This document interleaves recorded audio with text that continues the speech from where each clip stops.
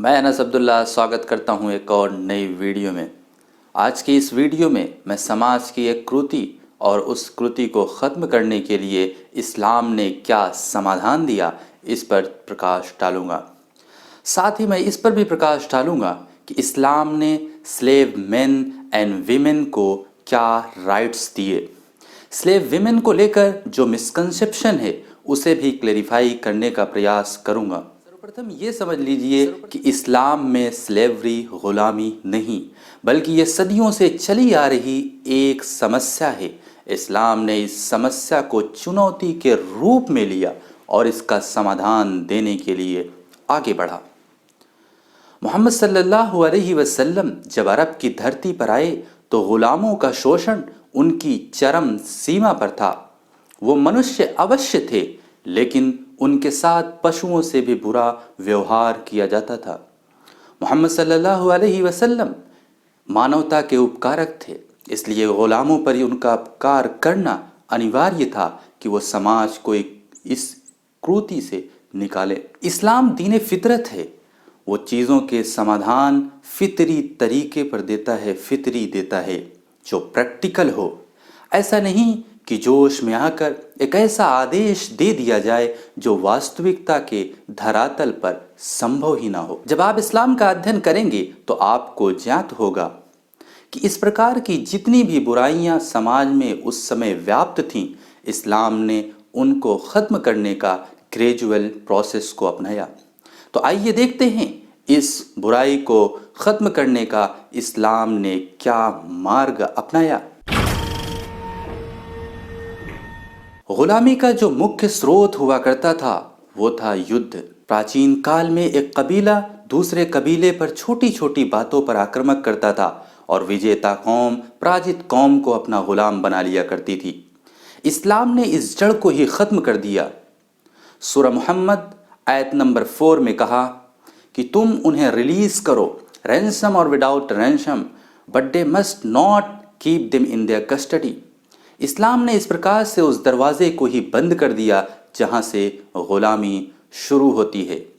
इस्लाम ने उन्हें रिलीज़ करने का आदेश दिया, लेकिन अब इस्लाम के सामने दूसरी एक चुनौती आ खड़ी हुई।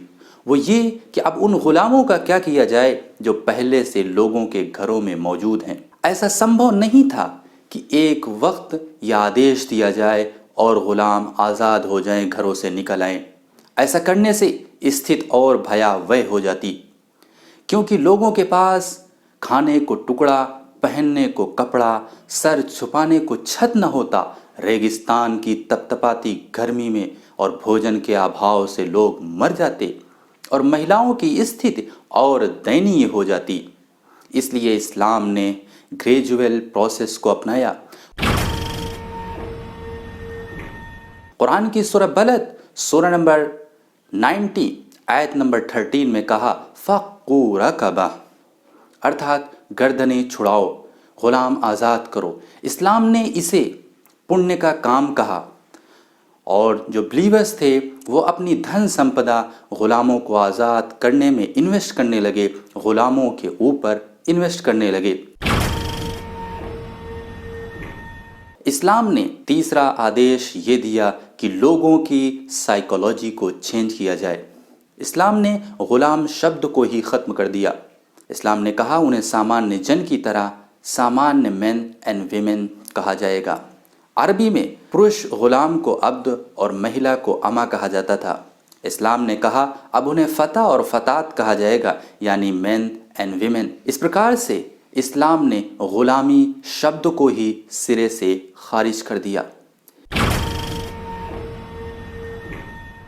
इसी प्रकार से इस्लाम ने विशेष गुनाहों के पश्चाताप के लिए यह आदेश दिया कि ग़ुलामों को आज़ाद करें, जिससे लोगों के अंदर ये एहसास पैदा हो, ये भावना हो, ये आभास हो उन्हें ये एक कृति है और ये ग्रेजुअली धीरे धीरे ख़त्म हो जाए।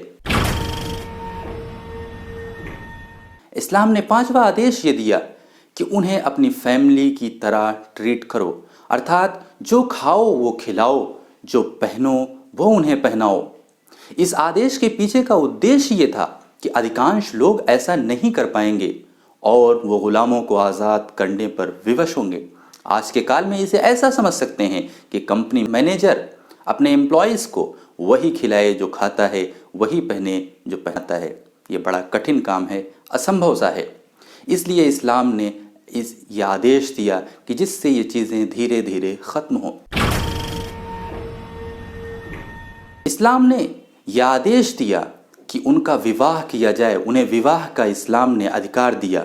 جو ویواہک جیون ویاپن کرنے کے لیے سکچم ہیں ان کا وواہ کیا جائے۔ سورہ نمبر 4 آیت نمبر 25 میں اس کا آدیش دیا۔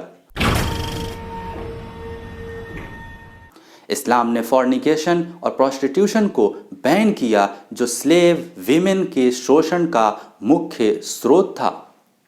اسلام نے انہیں وواہ کا ادھیکار دیا جس سے وہ ویواہک جیون یاپن کریں، وہ آزاد ہوں اور اپنے ایک نئے جیون کا آرمبھ کریں۔ اس لیے اسلام نے انہیں وواہ کا ادھیکار دیا۔ لوگ یہ سمجھتے ہیں کہ سلیو ویمن ان کی پراپرٹی ہیں۔ They do what they want. I mean sexual relationship. But it's against the teaching of Islam. Quran is prohibited. There is no room in Islam such kind of act. Islam permits to marry with her, not prostitution, fornication, adultery. This is a heinous crime in Islam. اس پرکار سے اسلام نے غلاموں کو وواہ کا ادھیکار دیا جس سے وہ آزاد ہوں اور ایک نئے اپنے جیون کا آرمبھ کریں۔ یہ لوگوں کو مسکنسیپشن ہے، ان سے وواہ کرنے کی ضرورت نہیں، انہیں جیسا چاہو ویسا پریوگ کرو۔ یہ شبد بھی مجھے کہتے ہوئے بڑا عجیب لگ رہا ہے۔ ایسا کچھ مسلم ودوانوں کی طرف سے بھی چیزیں کہی گئیں جس سے یہ غلط فہمیاں اور پھیلی، لیکن قرآن کی سورہ نمبر 4 آیت نمبر 25 میں کہا فَانْكِحُوهُنَّ بِإِذْنِ أَهْلِهِنَّ وَآتُوهُنَّ أُجُورَهُنَّ۔